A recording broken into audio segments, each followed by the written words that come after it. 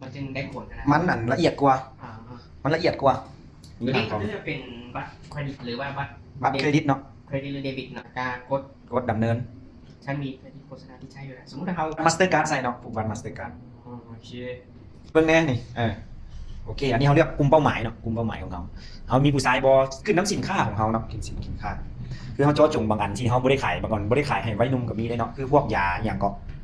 ยาต่างๆนะเนาะยาต่างๆแต่มีแต่เซฟออเดียนเนาะเซฟออเดียนละเขาก็เลือกเด็ดอันนี้นี่เลือกเบิร์ดประเทศลาวเลยได้นี่นะตัวนี้นะคันว่าเจ้าจะเจาะจงแต่ละครหลวงบ่นี่เนาะหมายถึงว่ามันก็สิ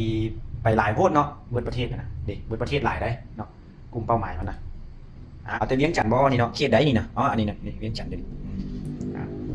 เวียงจันทน์นะมีทั้งภาษาลาวแล้วก็ภาษาอังกฤษอีกได้เนาะเขาต้องระบุละเอียดเลยระบุละเอียดด้านในนี่พร้อมเสียเงิน24ชั่วโมงบ่พร้อมไหมพร้อมเสียเงิน24ชั่วโมง